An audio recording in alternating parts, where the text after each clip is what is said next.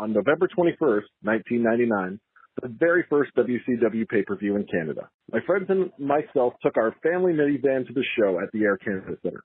We were all teenagers, and of course my little 15-year-old brother was tagging along with us. We had nice seats close to the rail, and we were real excited to see the main event between Chris Benoit and my personal favorite, Bret the Hitman Hart. Two Canadians battling for the championship in Canada.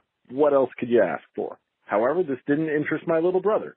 During the main event, Bret Hart's family had been waiting in the entranceway, and my brother had struck up a conversation with one of the Hart daughters. I'm not sure what was said as I was watching the two icons battle it out. However, every time I looked back, she was looking at my brother, and my brother was looking at her. Both of them chatting back and forth, unaware of the loud crowd around them. Bret Hart claims victory, and the family advances to the ring for the celebration. As the family starts to walk back up the entrance ramp, the daughter stops, turns, and blows a kiss towards my brother.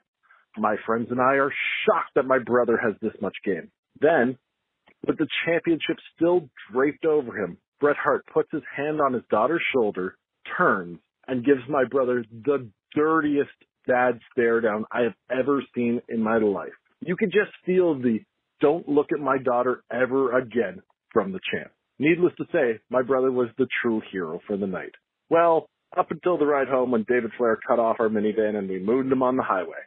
We were teenagers after all. What else we were supposed to do? Oh, so the story was great. And then, of course, you mooned David Flair on the highway. And David Flair is probably on the high of all highs. He had just done something in wrestling.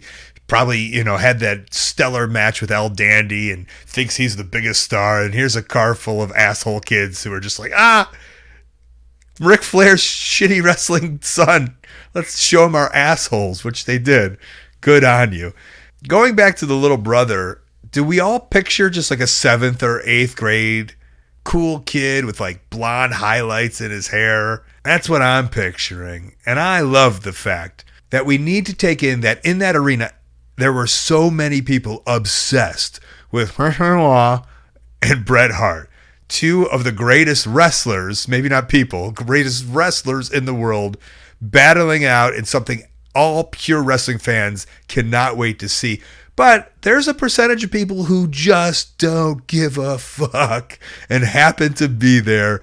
And this teenage kid was there. And he was looking to hit on some girls. And so is the Hart daughter. She doesn't care. She's seen her dad, Bret, wrestle a million times. Ugh, another night, dad is wrestling. Okay, who cares? Let me scan the crowd for any young middle school hunk babes. And they did. And love was found. Of course, the great thing about this podcast is I have friends in the Hart family. We could get the answer to this. I can ask Natty or TJ. I think we should get the answer. Again, that's where the Patreon will come into play. I will get the answers. You better subscribe, all right? Young love in Canada at the wrestling show. Who cares about the greatest wrestlers in the world? There's some hotties in the crowd. And on the other side of that is Bret Hart, who is an artiste at his craft. And there he is, doing what he does best. But he's still a dad, and he still has to look out for his daughters, even while wrestling in front of tens of thousands of people. You still got to play dad. And Bret Hart did it great that night. Hey, thanks for watching. That call was part of a whole podcast called Wrestling Anonymous. Listen to the whole thing weekly. Wherever you listen to your podcast, go subscribe. While you're at it, subscribe right here on YouTube to Colt Cabana's channel. Thank you.